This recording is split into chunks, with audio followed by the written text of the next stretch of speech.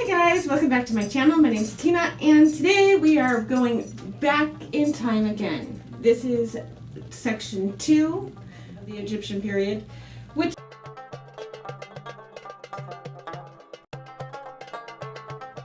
so as before, you will see me looking down at my phone a lot to check dates and make sure I'm getting the information so I can relay it to you correctly. You're also going to be seeing pictures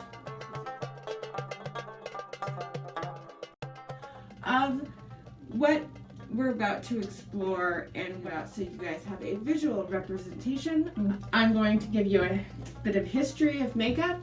While doing that, I will be attempting to recreate a look based upon the art of that period. So we're going from 10,000 BC up to about the beginning of AD in Egypt. We will, in this series, be exploring other areas of the world, so there's going to be some overlap, making sure we're hitting all of the areas of the world and not just a few that typically happens. This time we're going with Egypt, and we're taking kind of off from where we left off. This time was about 40 BC, where they were still using clay and minerals and berries and plants, and now we're hopping to 10 BC, which is a huge chunk of period, but once again in this time frame things happened very slowly. So in 10,000 BC, there was the first proof of sacred olive oil used in ancient Egypt. So we're going to start off with Nefertiti, who was born in 1370 BC to 1330 BC. Now during Nefertiti's time, her makeup was much more subdued than you see in more modern Egypt. A picture of her now. She is very beautiful, and during this period everyone wore makeup and had a wide variety of cosmetics. People by now had figured out makeup and what they wanted to do with it. What they considered beautiful, we may no longer consider that beautiful, and beauty changes over time. Even in the time I've been alive, what's considered beautiful has changed quite an awful lot. So in 1000 BC, Egyptian tradition of public bathhouses spawns the development of various medicinal cosmetic oils, soaps, pastes.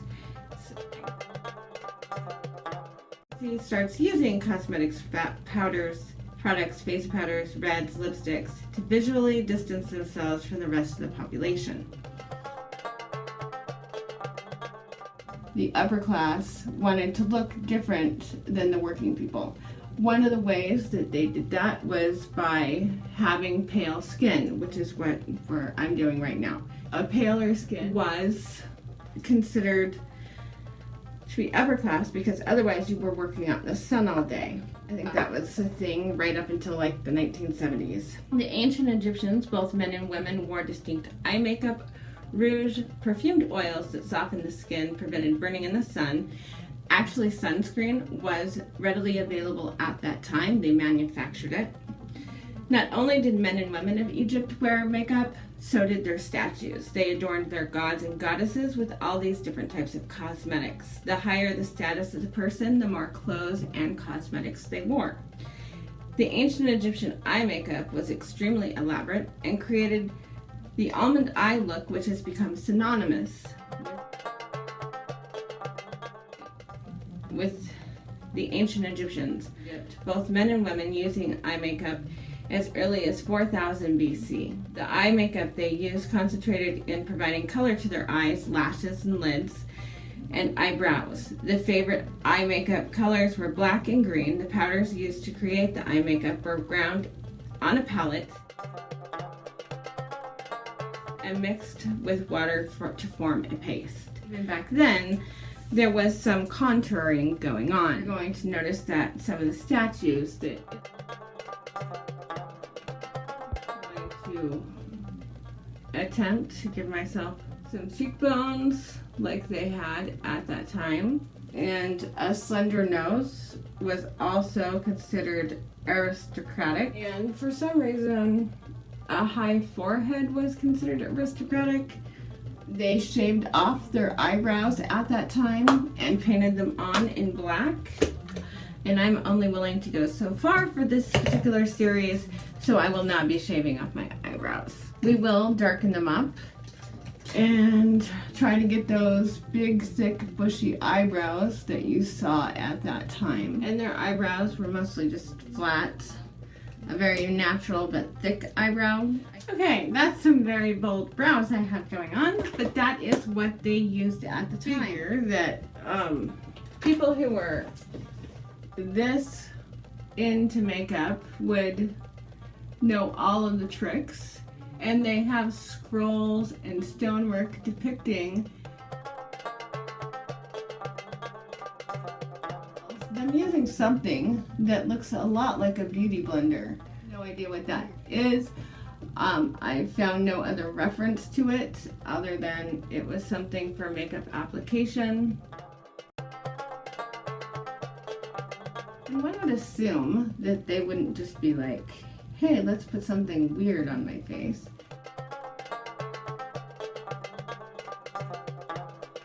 Something that would make their makeup go on easier. So I have no idea what it was, but they did have access to C-Spun. Okay, so my face is lighter. I have bold eyebrows, and we're going to do 3 queens of Egypt. There's Nefertiti, Hatshepsut, who, if you don't know about her, oh my gosh, so interesting of a queen. I will link below the things about her. She was actually a pharaoh, not a queen, so that was really cool. And then Cleopatra. The look, you will notice, is going to change throughout Egypt.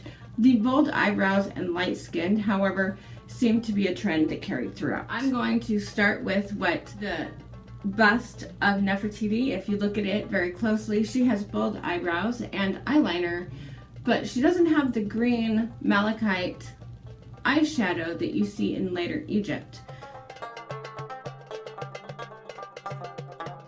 So it looks more that she has this type of look with the brown eyeshadows and stuff. So we're gonna start there. As I said, they had lots of different tools and things at that time, and they certainly used brushes. They also wore cones of incense on their heads during ceremonies to ward away evil. And one of the things I found most interesting, the kohl eyeliner and the eye makeup that they used at the time was not easily made. It took a long time, and it took a type of science called wet chemistry. Now, I am not entirely certain what that is, but from what I read, it's a more difficult type of chemistry. It isn't just mixing a couple things together and ta-da, you have it. It actually takes time. And the things that they were creating, eye makeup, kohl, the black coloring in ancient Egyptian eye, favored by the period of the New Kingdom, was achieved by the use of kohl. Made of a mixture of metal, lead, copper, ash, and burnt almonds. This was applied with a small stick, both to the upper and lower lids. The kohl was obtained from galena, a blue-gray natural material from lead sulfite. Deposits are found in mines in the eastern desert of Gebel Zit and stored in richly decorated containers called kohl pots.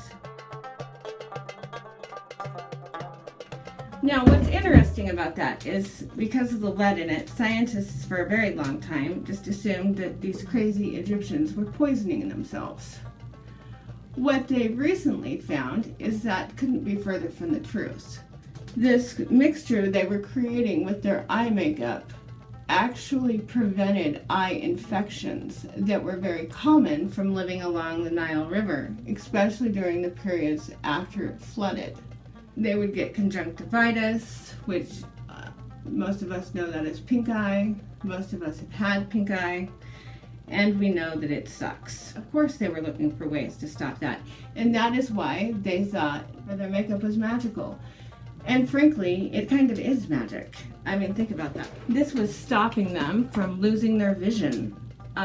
It was making it so that they could see better. One of the things about putting this thick black liner around your eyes is it deflects the sunlight so that you don't have so much glare, which also preserves your vision. She has some highlight in this on her upper lid. During Nefertiti's time, it was mostly just natural colors blended out, and then of course the black kohl eyeliner. I find it very interesting that the ancient Egyptians knew more than our scientists did until here very recently. I'm pretty sure that the ancient Egyptians invented the winged eyeliner. That a style 5,000 years old is back in fashion. Now obviously the ancient Egyptians also decorated their dead. And they used henna on their hands and their feet. They did their nails on their hands and their feet, which is very beautiful. Now I do have something very similar to what the ancient Egyptians used back at the time for their mascara. This butterfly voluminous sculpt waterproof mascara has this stick, and I'm going to attempt to put this on my eyes. We'll see how that goes. That's not very fun. It did go on there. I can't imagine putting on my eyeliner with a stick. We're not going to do that. I'm just going to use a blush, a mineral blush, finish up this particular section for Nefertiti, which I don't know that I did the best job in the world representing her in this look. They really highlighted their cheekbones, as you can see in these pictures. They rouged their lips because they did have lips. Yeah, this is, if you look at these statues and stuff of the time, the remnants that they can see on the statues, they did use a very vibrant red lipstick, which is a very pretty and elegant and timeless look. They brought their eyeliner kind of in like this on and out on the sides to create that almond effect, which I think is beautiful. Create the look that Nefertiti has. She used that wasn't her hair, it was like a hat, because at that time most Egyptian women shaved their heads. They shaved their eyebrows, they shaved their heads, they shaved the whole darn thing. I don't blame them. It's super hot today. Shaving it all off sounds like a plan. Then they wore wigs, and on top of the wigs they put candles and stuff for ceremonial things when they had them. They did not wear them all the time. A lot of times they went around with a head wrap. So now we're going to move on from the time of Nefertiti, who was our earliest queen. I wanted to talk about Hatshepsut some more, but her makeup is very similar, except for it was more masculine because she was a pharaoh. So she actually wore the beard and the headdress that you see like on King Tut.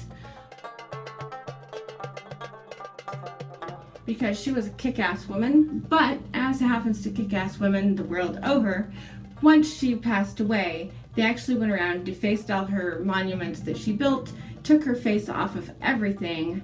There's only a few left, and I will show you those. Where she's depicted as a pharaoh. She totally ruled the kingdom and did a great job in the old kingdom of Egypt. The latest era of Egypt, of the new kingdom of Egypt, when Cleopatra reigned. She was the last queen of Egypt, or the last pharaoh. And at that time, malachite and stuff was being used. The green eyeshadow that you see on Elizabeth Taylor became very much in fashion. I'm going to read to you a bit here. Ancient Egyptians created a remedy for burns by mixing the cheek and lip stain and other remedies for improving skin with red natron, northern salt, and honey. However, the ancient Egyptians strongly believed the healing of these cosmetics were magical rather than medical. Well, how can you blame them? Like the Nemar palette was the earliest piece of its kind. The decorations, the king's smiting enemies of Egypt, and the unification of Upper and Lower Egypt, as well as a cavity for grinding cosmetics, making a double-purpose palette. It's funny that they called them palettes way back then. Fighting over palettes, and that was one of the most expensive things there was at the time. The Egyptian green eye makeup coloring was achieved from the use of green pigment called malachite. Malachite was used as a mineral pigment in green paints dating from antiquity. Malachite was imported from the Sinai Desert. It's a stone, and a lot of jewelry, this isn't as green as malachite, but malachite is actually almost this color green. We're moving on to this palette here. It has this green in here called Egypt, and that's a very fitting name because that's actually probably very, very similar to the green they used at the time. Just have green at this time. They also had a lot of colors. They had blues and reds and golds, which is why you see that depicted on the pharaohs.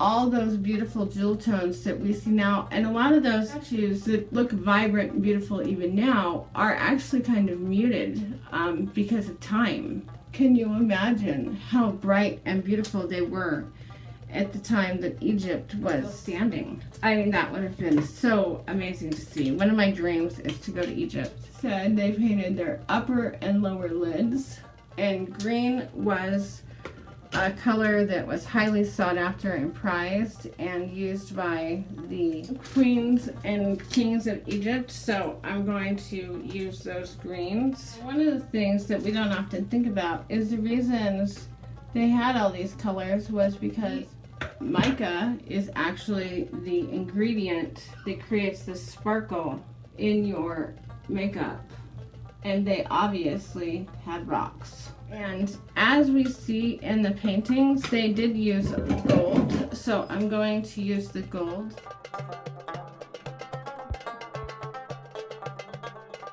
Line my part of my eye with this. So now I need to put some more kohl around my eyes, and then also I'm going to put some gold on the inner corner, as I will show you is depicted in some of these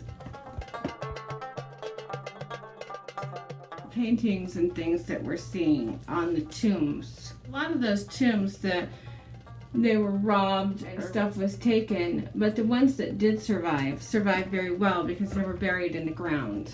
So the colors in a lot of them, they still are very vibrant and beautiful. It's statuary and stuff that mostly we see. Think of these colors as being more muted than they were.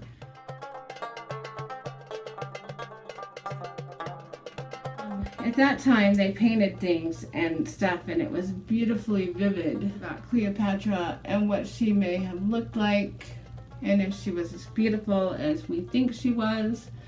I prefer to think she was beautiful. So we have our malachite and our gold crushed up because they actually used real gold. I thought that was kind of an interesting thing to learn, that they used real gold on the pharaohs and stuff, and especially in death. They painted them as you would expect them to paint a god. And this time, they didn't just do a little wing. During this time, they brought it all the way out past their brow, and sometimes plumb to the side of their face. No, I don't know about you, but I've never done a wing quite like this, so yeah. Sorry if it's not quite exactly right. Making a wing go all the way out there like that is rather difficult, and they did it in this kind of straight line. Trying to do it, but I'm failing, as you can see. This is basically, I mean, probably not even close to how beautiful that their makeup was. And they had the beautiful red lips. The ancient Egyptians used a type of rouge to stain their lips and their cheeks. The red color use of ochre, which is the same stuff that they had been using for thousands of years by then. Red ochre pigment made from naturally tinted clay. To make ochre used for makeup, the clay was first mined from the ground, washed, separated from sand, then dried in the sun, sometimes burnt to enhance the color, then applied. They also dyed their hair using the blood of black animals. I'm not sure why. I tried to find out if their blood was darker. I didn't really see anything. The Egyptians used a form of henna to paint their nails and color their hair. The color and condition of nails have long been an indication of social status. The coloring used by ancient Egyptians. Use of henna. Henna is dyed obtained from the leaves and shoots of henna shrub, which is native to tropical Africa. Dried, ground, and sifted henna leaves are easily worked into a paste to create a makeup and cosmetic. The skin. Apparently, if you take henna and you apply it to your palms and to your feet, it actually cools the blood. That apparently is where the use of henna came from. Cleopatra's usage of cosmetics is renowned and almost single-handedly inspired the recovery when discovered during the European Renaissance between the 14th and 17th century. In the meantime, under Roman rule, cosmetic use in Egypt as a beauty product somewhat diminished. Continued to be used for medical purposes. Today, the basic compounds and productions of methods to make makeup largely remain unchanged. So tomorrow morning, when you wake up and apply the paint, just think you're doing the same thing ancient Egyptians did and other cultures did thousands of years ago. We've been using makeup for thousands and thousands of years. It isn't going to go away. And it comes in and out of fashion, how much makeup we use. Makeup is as old as humankind. Makeup is just paint. It's just things we put on our skin to look pretty, and has had medical benefits that have helped us get to where we are today. Think about that for a second. Without makeup, we wouldn't be where we are today. Makeup and civilization, as you're seeing here, it goes hand in hand. As we move through time and our products improve and we do different things and improve those, our civilization improves. Now we're moving towards cruelty-free makeup, which is an amazing thing. And I think that says something about our civilization too, is we care about something more than just ourselves. The next episode of this series, and I'm sorry my wings are driving me a little bit nuts because they are uneven, as you can see. I was better at this. But hey, I'm gonna put up a picture of I saw on my thing uneven eye makeup on one of the statues. I'm not alone in my inability to make these crazy long things. It is a very dramatic look. I'm having a very difficult time staying focused on the camera because I want to look at my eyes. Because our next episode, we're going to go to China and explore what they were doing with makeup. Thank you for watching. I hope you're enjoying this series. I know I am. I've had a lot of fun trying to recreate and fail miserably at these looks. I hope that this sparks an interest in you to go look at the history of makeup, your culture did or your heritage did with makeup. That is something we should all take pride in. You know, like I said, makeup is something that has traveled with us since the beginning. The very beginning of civilization, makeup was there. And I find that endlessly fascinating, and why it was taboo at some times and not others. Obviously, originally, makeup was for everyone, as it still should be. I hope you're enjoying this series. Thank you for watching. I'll talk to you guys later. Bye!